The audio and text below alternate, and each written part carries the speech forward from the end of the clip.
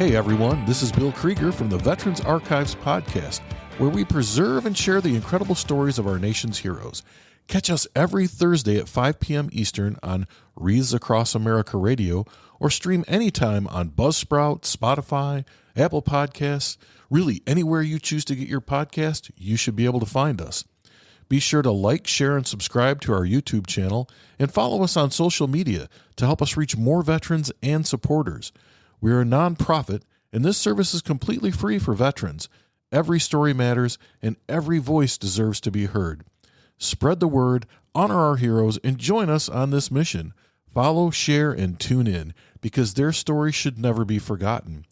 Learn more at veteransarchives.org. We'll see you there. Today is Wednesday, February 26th, 2025. I'm here with Vern Evans, who served in the United States Marine Corps. So good morning, Vern. Good morning. It's great to meet you, and thanks for being here today. Thank you. Thank you. All right. Well, like I said before, we're going to start out really simple. If you would just tell me, when and where were you born? I was born in West Dallas, Wisconsin, 1930. Okay. And where is that located? I'm not familiar with it. That's from West Dallas is right across from Milwaukee. Okay. It's a little burg inside by Milwaukee. So almost to Wisconsin. Then. Yeah. Okay. Well, it is in Wisconsin, but it's a Milwaukee. It's a suburb of Milwaukee. Okay. I guess you could probably put it that way. Yeah. Yep.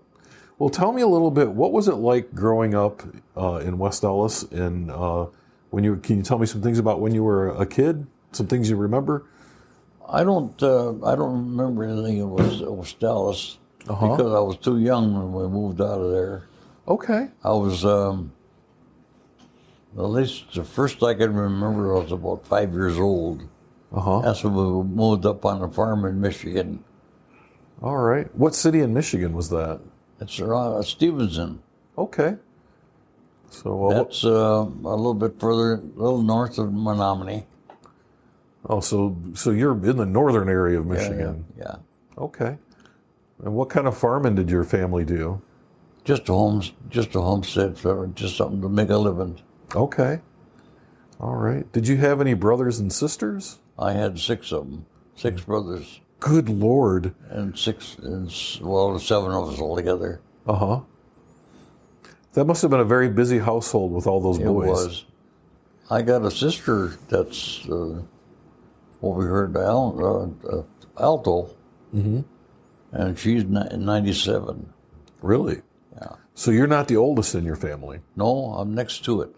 Okay. I'm next. All right.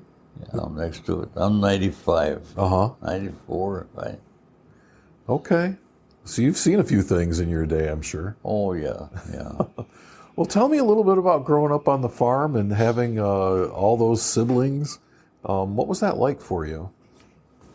For me, it was, I was busy all the time because I was one in the middle of where I did most of my brothers off in the war. And I stayed home and did all the farming, most of it. And so I got into the farming end of it quite a little bit, milking cows and stuff like that. My mom used to help me milk cows because I go to school. I come back and I take care of the cows. Right. Well, tell me a little bit about your mom. She was a jewel. She was a real jewel. She took care of us kids real well. Yeah. That wasn't easy work though either, was it? It was hard work for her. She had my baby brother. She bore him, but he died. Died at birth. So there would have been one more there. 8. Yeah. Oh my goodness. Yeah. Oh, what about your dad? What do you remember about your dad? My dad was in the First World War, and he was a hard worker. Yeah. But he got gassed when he was over in Germany, and it took a lot out of him. He was he was hurt. Mm-hmm. He used to like to sing, and that was one of the things that he enjoyed before he passed on. He started singing, Uh-huh. and he used to like to sing, but he lost that when he got gassed. That damaged his lungs, right? Yeah. Yeah. His vocal cords messed him up. But he worked in the woods. He used to go outside northern Wisconsin and Minnesota. Mm-hmm. And they'd go up in there and they'd logging just to make a living. He'd bring back a paycheck. Yeah. Well, you had to do what you had to do, right? Yeah, right. Yeah. Sounds like a very hardworking person. He was a hard worker. Yeah. Well, tell me, Vern, a little bit about school. What was school like for you, and how long did you go to school? I graduated from school. Okay. In Stevenson High School. I was able to go to high school. And it kept me busy, but going to school and then take care of the farm and going to school. And the Lord blessed me. He really has. Yeah. I could not have attained it without some help. And so I was milking cows and feeding cows, and to get the milk or to get our cows watered, we had to go across the road, which was a county road, and we had to take them across the road into a spring. We had a spring on our property. Went down there and give them the water, and then I come back. One time I didn't make it all the way back to across the road. The car come over the hill and took off one of our cows. Oh, no. No, that's kind of a hazard, though, right? Because you had to cross. And it was the insurance man, believe it or not. Well, hopefully he had good insurance. Yeah. He tried to beat us out of it. Oh, I'm sure he did. Yeah. I'm sure he did. But we lost that one cow. But otherwise, we did pretty good. We didn't, of course, prices of milk wasn't up there either, but. Right. Just a lot of hard work, but you were making a living at it. A lot of hard work, yeah. Yeah. So when did you join the Marine Corps, and how did that happen for you? I went to the mailbox and I had my greetings, so we used to always say the greetings. Well, I got my greetings and I had to report to Escanaba. Okay. Escanaba, they took all the recruits that stayed there overnight. Mm-hmm. And from there we went to Milwaukee. And from Milwaukee we went out to California, San Diego. And that's where I did my recruiting. Well, what was it like getting to basic training for you? And did you choose the Marine Corps, or did the Marine Corps choose you? It was kind of comical. They chose me. There was 13 of us. Uh-huh. I went in that little room, and there the guy mediator, he said, the Marine Corps is looking for 13 good men. Check it. And so that's how all of us got inducted into the Marine Corps. Okay. Some of us didn't go back. Some of them went out there. They didn't make it back. Mm-hmm. Let's take a quick break. Hey, listeners, we need your help to keep the Veterans Archives podcast going. We're a nonprofit dedicated to preserving the stories of our nation's heroes, and we provide this service completely free to veterans. Your support helps us record, share, and archive these incredible stories so future generations never forget the sacrifices made for our freedom. Every donation, big or small, makes a difference. Visit veteransarchives.org to contribute today. Help us honor their service by ensuring their voices are heard, And thank you for your support, and thank you to all the veterans who have served our country. I was very fortunate. I made it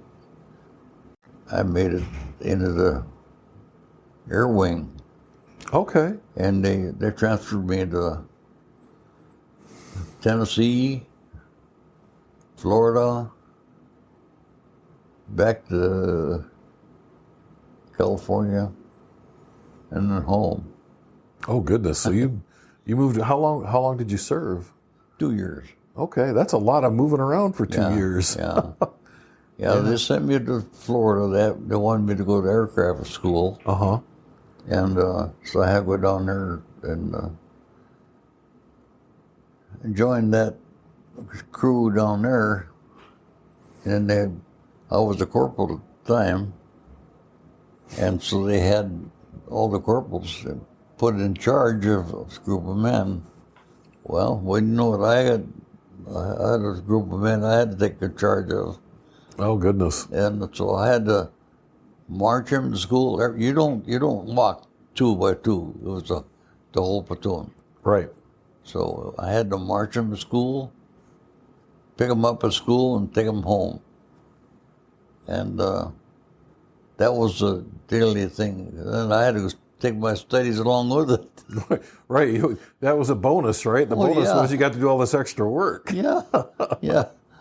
I had all that extra piled on you. But I get kind of used to it. Mm-hmm. I learned the cadence when I was in the boot camp. So that helped me. Yeah. Otherwise, I had to learn that all over again, But I did all right. Well, that's good. I struggled with cadence because I don't have very good rhythm. Yeah. So cadence was difficult for me in Was basic it? training. It was. I'm not going to lie. It was very difficult. But so you worked on aircraft. Then. Yeah. Is that was your job? Yeah. So did you work on the airframes, or did you work on the motors, or just the whole? It was what we call the A&E, aircraft and engine. Okay.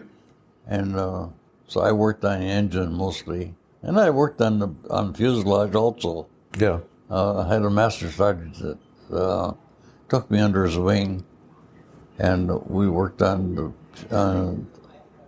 fuselage. Uh-huh. He was a great guy. I miss that old boy. Yeah. He was a real good leader, and me and him got along real good. He was a master sergeant. He was in charge of the whole crew. When I come back on my school, I ended up back in the same outfit again. Oh. And he was still there, which was good. So me and Vince got along good again. Uh-huh. So did you know Vince pretty much your whole time in? Well, most of it, I guess I was in school, most of it. Uh-huh. Or a lot of it, I was in school. And when I got back out of school, I noticed me and Vince got together again. But he was a real leader. Mm-hmm. Well, that's what they had him in there for. He was master sergeant. I know he was just a master sergeant. That guy, he told me one time, he says, you want to borrow my uniform? He said, to go to town? Good grief. And he has chevrons all the way down to from his stripes down to his sleeves. Oh, yeah. I don't know how many years he had there, 20 some years in. So he probably served in World War II then, right? He probably did. Yeah. And now it's the Korean War as well. So he probably saw a lot of stuff. He saw a lot of stuff, He was a very knowledgeable man. Mm-hmm. And he taught me some of the things about the aircraft itself. And when I got to school, I had to learn some more. Right. They gave me another book to read. So this was a lot different from farming. Oh, yeah. Yeah. Yeah, a whole lot different than... I come back home from there, and I went back into farming and woods work again. Mm-hmm. Logging, and I went with my brother, my oldest brother, and I. We got together, and I started a family right after that. So you got married. Did you get married right after the Marine Corps then? Yeah. Okay. Yeah. So you pretty much went in the Marine Corps and went to school, learned how to work on airplanes, and then got out. Got out. That's it. Wow. Yeah. That's not a bad deal. No. There was it was about the time when they were letting all the guys go back home. Right. Right. It was that period of time where there was really nothing going on, Yeah. right? Yeah. And so they discharged us. Yeah. Yep. So you, how did you meet your wife? Well, she was a home gal. Uh-huh. Close to home. I used to work in the woods with her brothers, and that's how I got to know her. Uh-huh. Through the woods, and she kept corresponding with me when I was in service. Okay. So you knew her before you left. Yeah, basically I did. Yeah. And then she would send you letters and. Mm-hmm. Okay. So you came home, and so I'm going to assume her brothers were okay that you dated her. Oh yeah, they didn't care. Okay. They worked in the woods like I did. So they knew you. Yeah, I knew them. So what kind of stuff did you do? Logging, you were actually cutting down trees and then hauling them out? Yeah, Is that what you were doing? Okay. All sizes. Logs, pulpwood, firewood. I'd done everything with it. If it was a tree there, I cut it down, done something with it. Right, because they were just clear cutting at that time, right? Well, there was a period of time when they were clear cutting, and then there was a period of time when they were just cutting. Select cut. They call it old select cutting, and then there was two different grades of wood that we used to cut. Now there was pulpwood, and then there was then we used to have special timbers, and we used to have a guy come in from the mill, and they come in there. They'd mark all the logs because it was special wood. So we had to cut them special, and we cut them a little bit longer than the normal is, because they had to trim them in the mill. They'd trim them in the mill. Right, and they wanted just a really good section of that wood, right? They made veneer out of it. Okay. We used to make veneer out of that logs, and that was the only ones we were really making some money on when it was cutting veneer. Uh-huh. That was more expensive. So how long did you do that? Oh, I'd done that most of my life. Okay. Off and on most of my life. Okay. And so I'm kind of bouncing around, but there's a lot of interesting things here. So you came back and started working. So did you get married right away when you got back, or? Yeah, not long after that. Uh-huh. My wife was staying with my sister, my oldest sister. She was living alone, and she had her kids, and so my wife was there helping her, working, staying with her, and I just go up the road and pick her up. And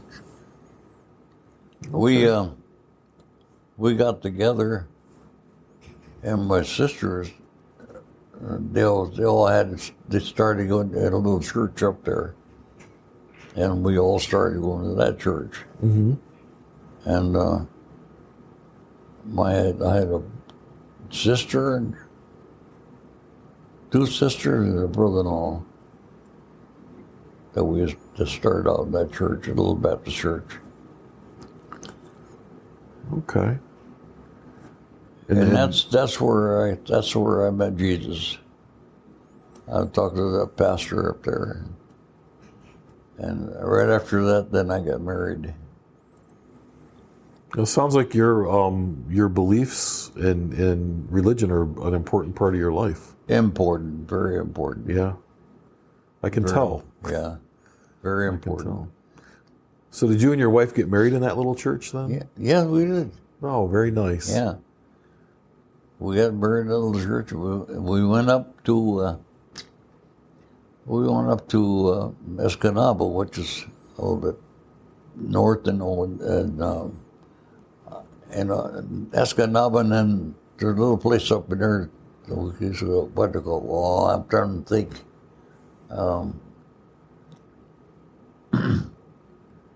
Anyway, we went up there and enjoyed our honeymoon, so to speak, and then we come back, and I had something in my mind.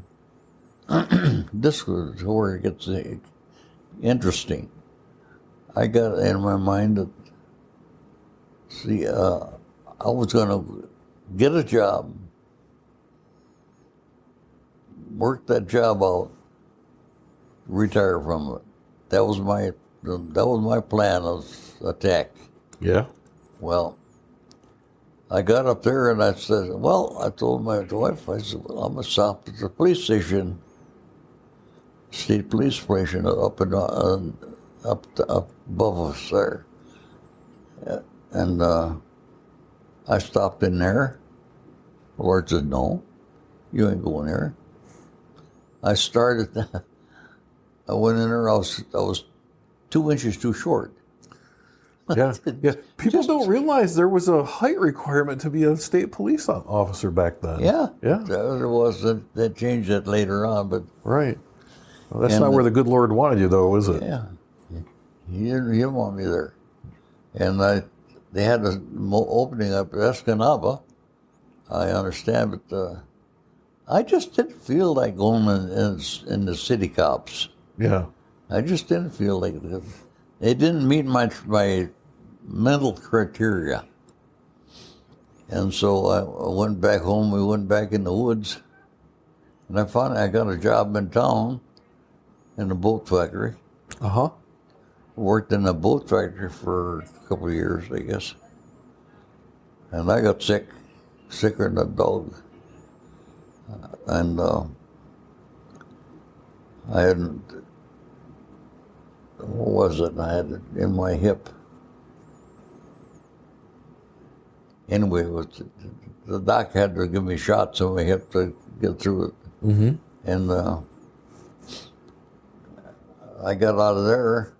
I went back in the woods again. I told you I was... Oh, yeah, back and forth, right? Wherever it can make a living. Yeah. And that's what I ended up back in the woods again.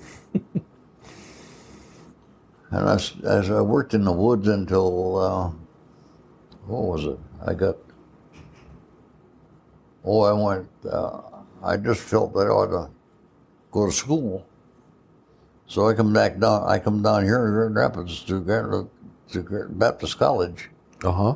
And I went to school down there, night school. I graduated from there, by the way. And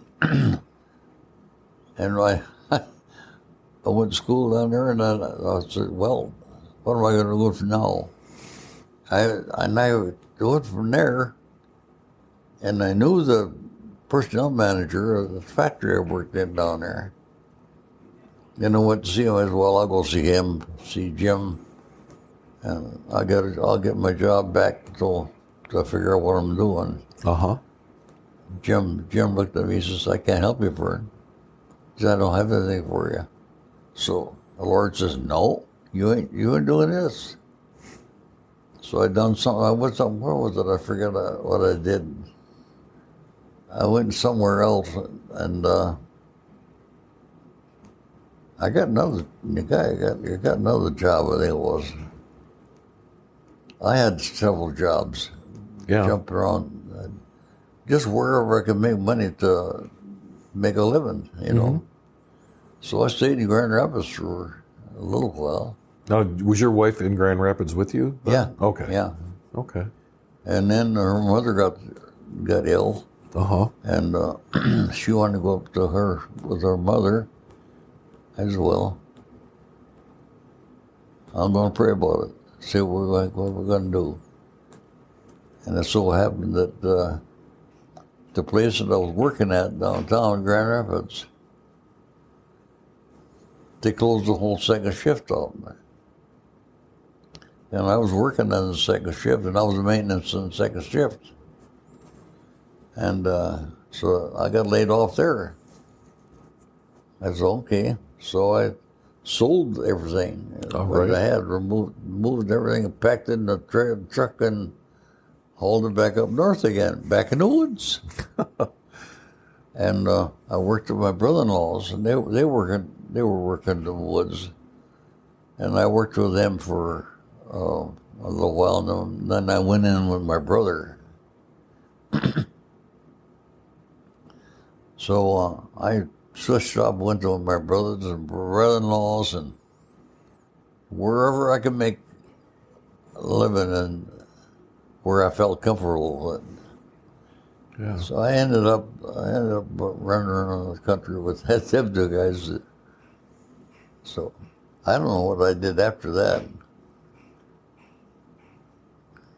So did you have any kids in the meantime? No, between all this? Okay. one on the way. Okay. My son was on the way, so, and so that made Dad scratch the gravel a little bit and get a whole life started. I think I moved back down here again. Uh-huh. Anyway, when I got back up north in the woods, what was I did after that? Oh, I worked in a boat shop. Then I got back in the woods again, and I got tired of that. That was a winter job. Sometimes winter jobs, and when you get weather like this, we had to have something good and solid to walk around on cement or in that frozen tundra. Yeah. And so in wintertime, it was good working up there because we could work in the swamps. Mm-hmm. And the swamps were all froze over. Right. And so we could go from there and there.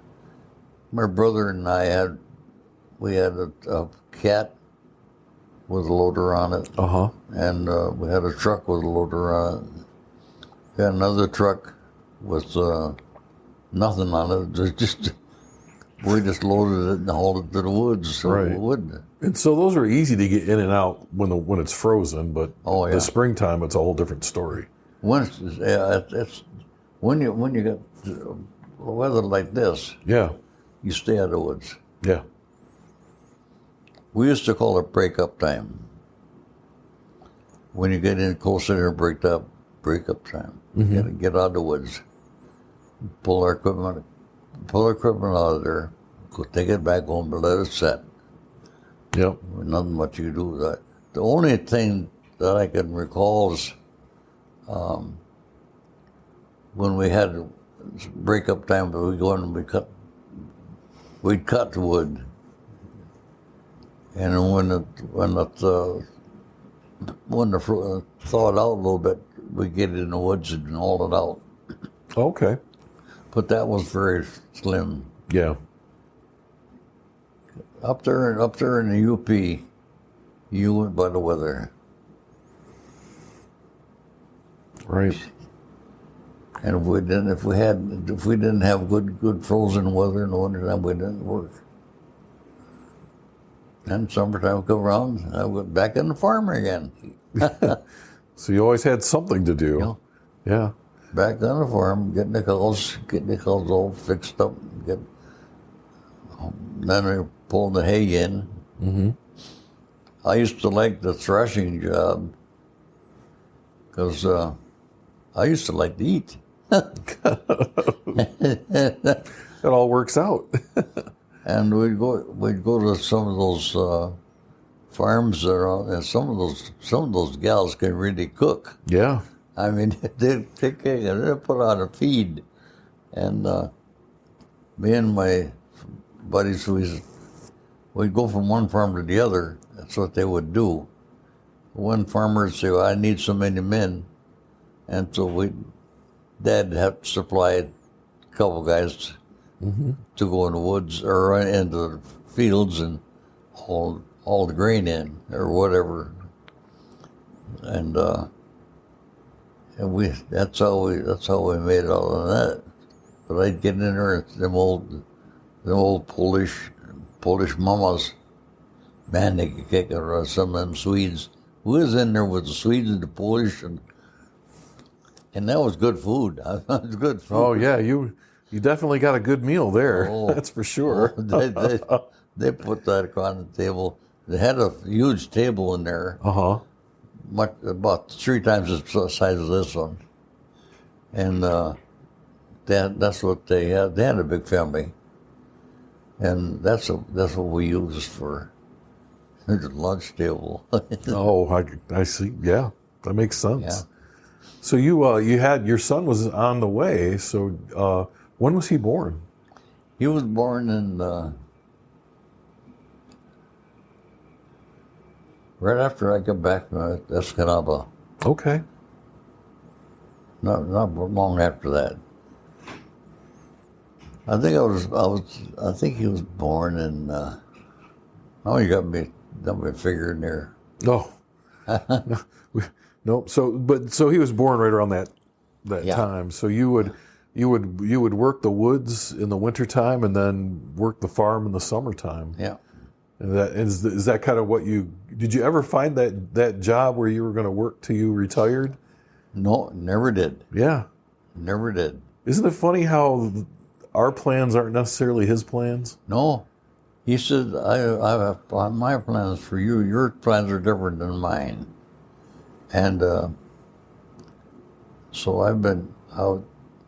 I got back down in here and until my wife's mother got sick. Then went back north again. Worked in the woods and then when she passed, I come back down here again. I've been up down Michigan all over. You probably know your way around, I would imagine. I used to know everybody. Yeah. I used to know Grand Rapids. I knew this place when I was there. They were just building it. Mm-hmm. And I used to go to over here at Coit, where they had a clinic over there. You stop in that. And I used to go to that clinic quite often.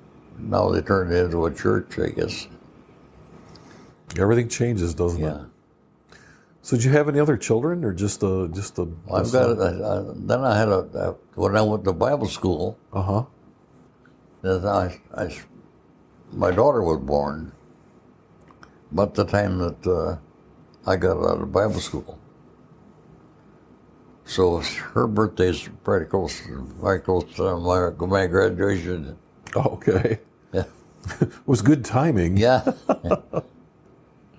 And then I don't know what I did after that. I have to stop and think. Okay. All right.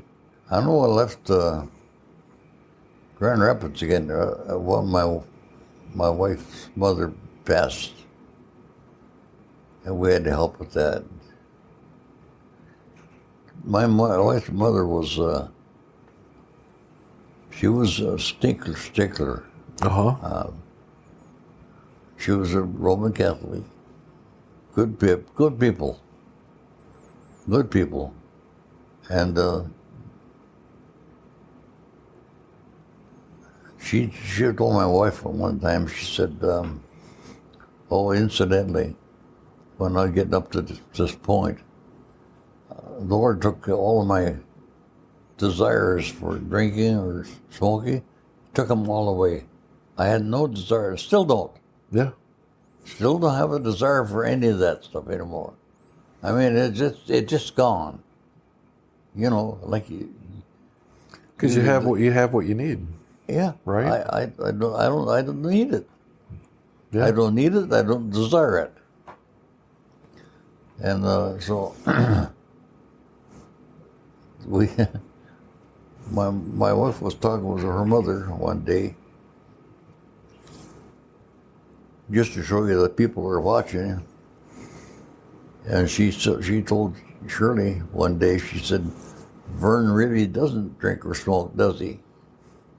That old woman was watching me all the time. And if I'd have took one drink, it'd have been all over.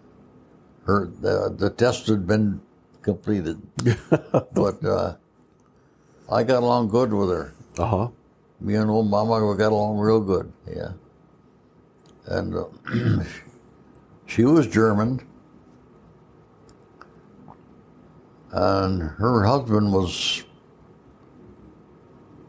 German and French. Mm-hmm. But they were all staunch Catholic. But we got along good with them. Well, that's good. Yeah, I think that's important. I still get along real good. I get Christmas cards from them, and from their kids, and I've had a ministry ever since then. From opportunities come up, and I'd lead somebody to the Lord or something like that, and it's been interesting, very interesting. Can you imagine what I had?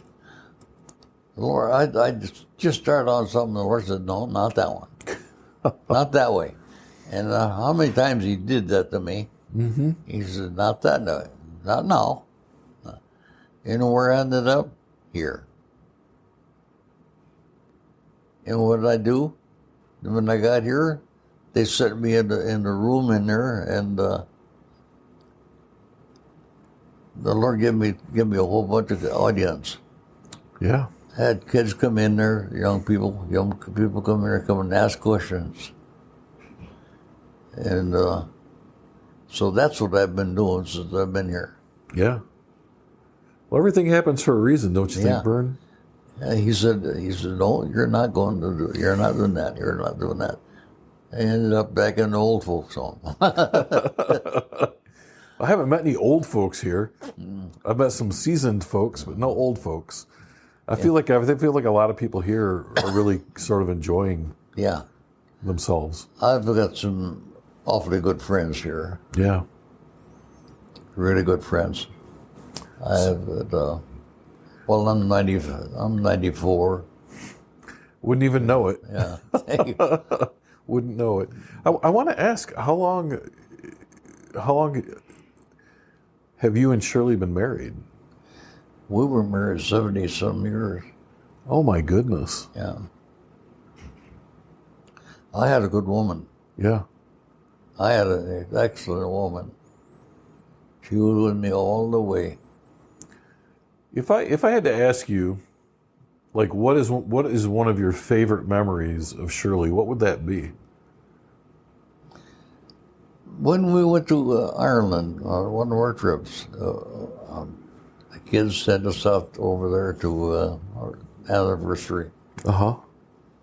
And that would be the highlight, I think. My wife was just loved that place.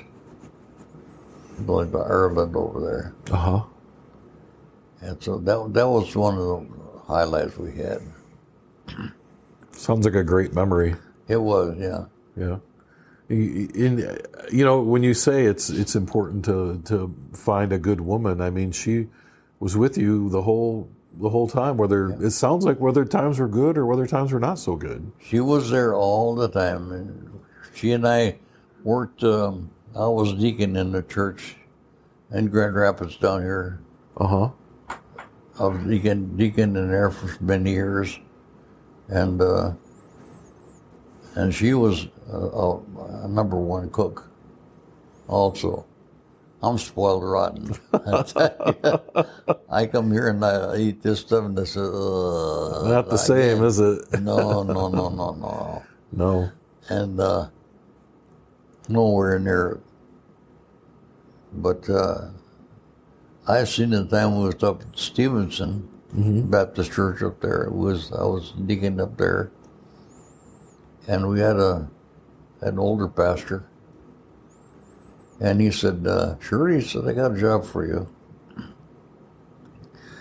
And he was setting up a Jewish meal, and he told her what she had to have. And she made that meal for the Jewish style. She'd done that for him. He'd come up to her and ask her to do that for him. So that's the kind of a gal I had. Yeah. She was Class A. And I do miss her.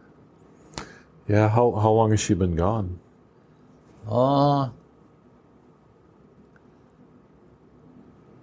4, 5 years. Yeah.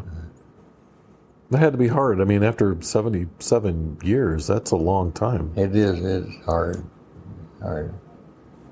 And, but I've got some real good friends here to help, yeah. Yeah. Some real good friends. Well, that's good. Can you tell me a little bit about your children and what they do or what they did? My daughter is another good cook, and she lives at a home, but she's got a couple of women. They're there that love her cooking, and she'll cook her meals for them. And if she's got to go any place, they can still drive yet, and they take her there. Oh, that's great. It's kind of a give and take. Yeah. But Cindy's a real good cook. She makes good food out of nothing. And my son, my daughter-in-law, she was a school teacher. She was a retired school teacher. And my son has got the brewery over there in Ellendale. Okay. He wanted to have a business. He's a businessman. Uh-huh. And he wanted a business of his own. And this came up, so he bought that. Now he's trying to sell it, trying to get rid of it. He's got too many years behind him to take all that responsibility. Yeah. And So I want to ask you a question then. What's it like to have your children be at that age where even though you're much older than them, you're kind of almost on an equal... Do you know what I mean? Like, what's it like to watch your children grow older? it's just nothing different, I don't think. Uh-huh. I brought him up in the church. And my son got saved in the Baptist church down here on where was on I'm going to say Fulton. It wasn't not Fulton. It's on. I'll get it one of these days. Yeah. Excuse my memories of don't.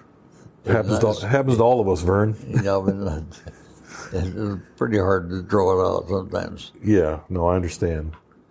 But that's where those two are. But they've had then there was siblings come out of their families. Yeah. And one of them married a woman that had several children. And so I think I got 17 altogether. You got a big family. Yeah. You do. That's a blessing. Yeah, it is. It is. And they're good. Most of them are good kids. I got a problem with one boy. But he got into some of that in high school. They gave him some drugs. Yeah. And it did not do him any good. No. And that's what we got to watch out for these kids today, so they don't get into those drugs. It's easy for them to grab them to go. Well, I think part of it's just being a good example for them, right? Yeah, yeah. Kind of showing them what's right and what's wrong. That's right. And I insisted on my daughter's got 2 sons, and her husband died here a couple of years ago. Mm-hmm. And so the oldest son of hers looks to me as dad. He always called me dad. Mm-hmm. You know, he looks to me as dad. And in fact, he got me a cup. And this is the greatest dad on earth, you know. And I've got that in my room. That's a pretty high compliment. Yeah, it is. And he's been out working now. He works in the greenhouse. Mm-hmm. And so he's away from home quite a little bit now, till they get the greenhouses all set up, and then he'll come back and get back to regular standard wages or wage. Yeah. And work schedule. But he'll come back, and he calls me. He says, "Grandpa, what? We gotta go out." He says, "I gotta come over and see you." He's always been one that come to see me, mm-hmm. more so than any of the others. He always thinks about me. And that's a big plus. Yeah, that is. So one of these special. days, yeah, that's very special. It is. And he got in trouble here. Well, he got wrecked his car years ago, a few years back, and it taught him a tremendous lesson. And now he's looking for a woman. He's looking for the right girl. I told my sister, "Don't go in a bar and look for him, because you're not going to find a good one there." Well, thank the Lord for an example of their grandma. Uh-huh. Their grandma and their mother. And that they live on that, like you said earlier, the sample that you leave for the kids. Well, that's what we try to do, leave an example for them. And it's working out great. Yeah, it's tough, because when you're a parent, you give them all the tools that they need, and then at some point, they're either going to use the tools or they're not going to use the tools. That's exactly right. You almost have to hold your breath and wait to see what happens. That's right. Yeah. And if you get into a position, though, with your children, and their children come up and ask you questions, and if you don't give them the straight answers, they'll find it. Kids will find answers for it. Mm-hmm. I've got my oldest grandson is Organ Walker, and excuse me, and he's got 2 daughters and 2 sons. The kids are jewels. Tell you what, her character they are. Once I went to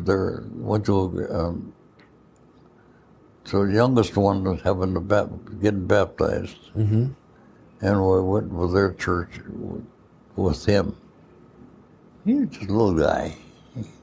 Yeah, and I stood in the church waiting for people to get done talking and visiting, carousing. And I stood over there, one spot, by the door. First thing you know, here comes the little guy.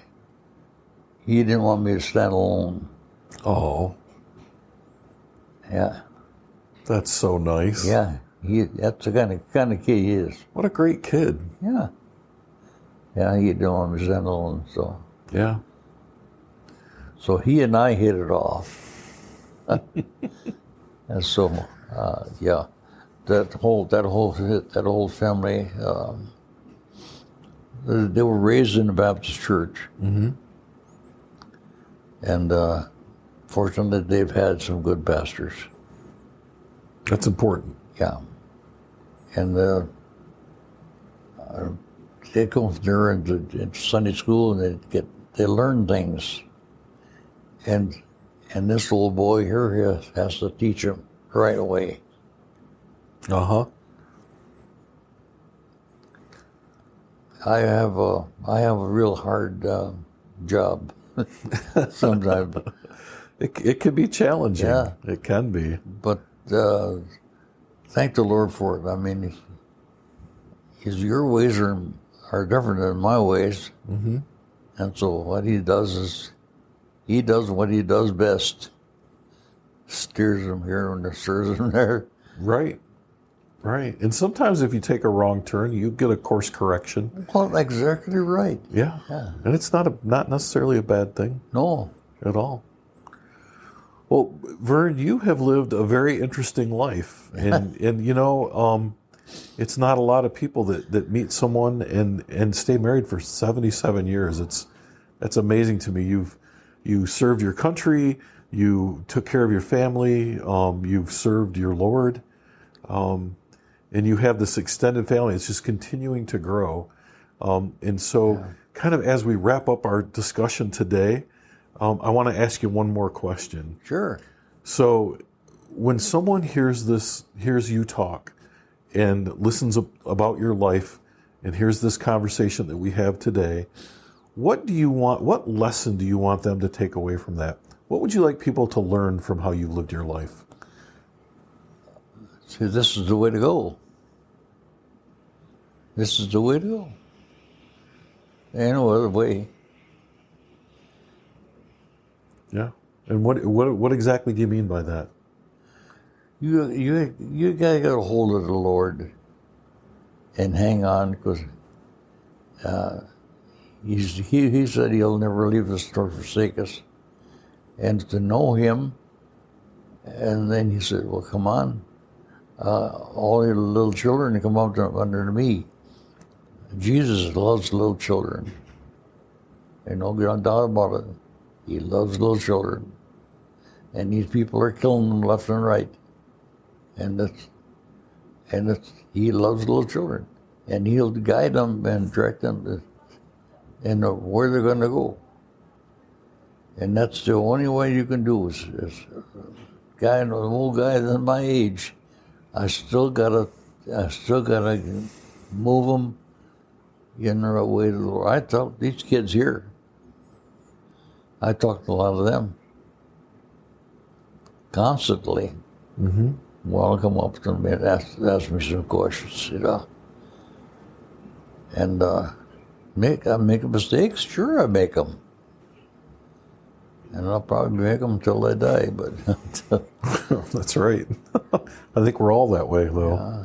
None of us is perfect. No, None not of us yet. is perfect. No, it'll happen, though. Yeah, not yet. All right. Well, I want to say thanks for taking the time out to talk with me. It's been a pleasure Thank you. to learn about you. Thank you. That's a wrap for this episode of the Veterans Archives podcast. We truly appreciate you taking the time to listen and honor the incredible stories of our nation's heroes. Don't forget, you can catch us every Thursday at 5 p.m. Eastern on Wreaths Across America Radio, or stream past episodes anytime on Buzzsprout, Spotify, Apple Podcasts, and as I've said before, any place you can find a podcast, you can find the Veterans Archives podcast. If you enjoyed this episode, please take a moment to like, subscribe, and share our content on YouTube and Facebook and TikTok and Instagram and across all social media. Every share helps us reach more people and preserve more stories. The Veterans Archives podcast is a nonprofit initiative, and our mission is simple: to give veterans a voice and ensure their stories are never forgotten. This service is completely free for veterans because their sacrifices deserve to be recognized and remembered. You want to help? Follow us, spread the word, and if you know a veteran with a story to tell, send them our way. Visit us at veteransarchives.org to learn more about how you can get involved. Thanks again for tuning in, and most importantly, thank you to all the veterans and their families for their service and sacrifice. Until next time, take care, and we will see you on the next episode of the Veterans Archives Podcast.